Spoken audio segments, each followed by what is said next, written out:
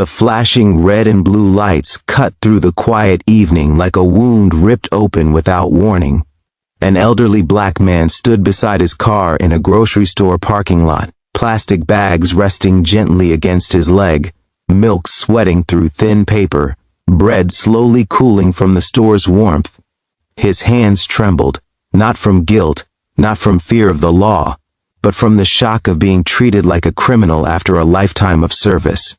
In that moment, surrounded by curious stares and cold assumptions, his dignity was stripped away faster than the groceries could spill onto the asphalt. This was not just an arrest, it was a breaking point. If you believe in kindness, second chances, and standing up against injustice, take a moment right now to like this video, share it with others, leave a comment, and subscribe to the channel. Stories like this matter because silence allows injustice to grow. The man's name was Judge Harold Whitmore, though no one bothered to ask that night. At 72 years old, his back carried the quiet weight of decades spent inside courtrooms, where he believed fairness could still exist. He had grown up in an era where being a black man meant learning early how to lower your eyes, keep your voice calm, and never move too quickly in the presence of authority. Yet Harold had risen above those expectations, not by shouting, but by serving. He studied law when classrooms still looked at him as an outsider. He became a public defender, then a prosecutor, and finally a judge, believing that justice was not perfect, but worth fighting for. Even in retirement, he carried himself with the calm dignity of someone who had spent a lifetime weighing right from wrong. That evening had been ordinary. Harold had driven to the neighborhood grocery store just before sunset, choosing his produce carefully, exchanging polite nods with strangers, and paying without incident. His life had narrowed into simple routines now: grocery runs, morning walks, church on Sundays, and occasional mentoring of young law students who reminded him of himself decades earlier. He never imagined that something as simple as groceries would turn into a public humiliation that would echo across an entire city. As he placed his bags into the trunk of his aging sedan, a police cruiser rolled in slowly, its presence heavy and deliberate. The officer watched him for longer than necessary. Harold felt it instantly, that familiar tightening in his chest, the quiet warning his father once taught him to recognize.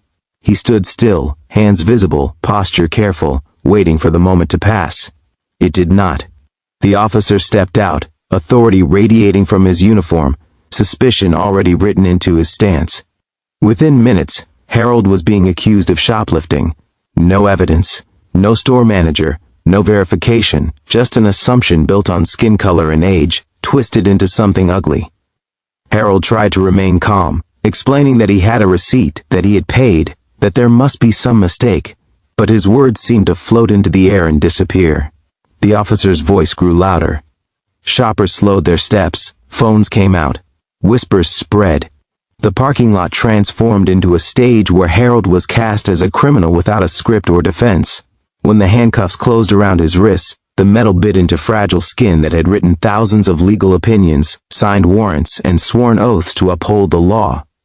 The pain was physical, but the deeper wound was invisible. Years of respect, service, and sacrifice meant nothing in that moment. He was just another elderly black man being dragged away for daring to exist in the wrong place at the wrong time. At the station, the humiliation continued.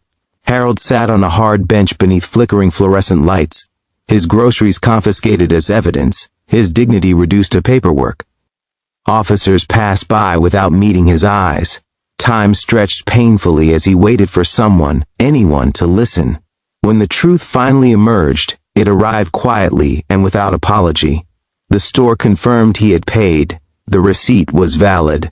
There was no crime, no threat, no justification. He was released hours later with a casual dismissal, as if his life had not been shaken to its core. No apology followed him out the door, no acknowledgement of the harm done. Just the night air and the slow realization that something inside him had cracked. News of the arrest spread quickly once a bystander's video surfaced online. Viewers saw an elderly man, calm and confused, treated like a suspect over groceries worth less than $20. People were outraged. Community leaders demanded answers. Journalists dug deeper. That was when the truth emerged, layer by layer, revealing the painful irony that the man in handcuffs had once presided over the same justice system that failed him. Harold did not want fame. He did not want revenge. What he wanted was accountability. For days he wrestled with the decision to file a lawsuit. He had spent his career believing in reform from within, in patience, in measured responses. But the memory of those cuffs, the way the officer's eyes never saw him as human, haunted his sleep. He thought of younger black men who did not have his education, his reputation, or his platform. If this could happen to him, what chance did they have? With quiet resolve, Harold chose to act. The lawsuit was not just about his arrest, it exposed a pattern. Complaints against the same officer, training failures, a department culture that allowed bias to masquerade as vigilance. The city fought back, denying responsibility, attempting to minimize the incident as a misunderstanding. But evidence does not bend to excuses. Videos, reports, and witness statements painted a clear picture of misconduct rooted in prejudice. As the case moved forward, Harold found himself reliving the arrest again and again, each legal filing reopening wounds he had hoped would heal. There were nights he questioned whether the stress was worth it. His health suffered. His hands shook more often. But then letters began arriving. Strangers wrote to thank him. Parents told him they showed his story to their children. Young law students said his courage gave them hope. Months later, the settlement was announced. The city agreed to pay $1, $3 million. Headlines framed it as a costly mistake. Commentators argued over money, politics, and policing. But for Harold, the amount was never the point. No dollar figure could erase the memory of being handcuffed in a grocery store parking lot.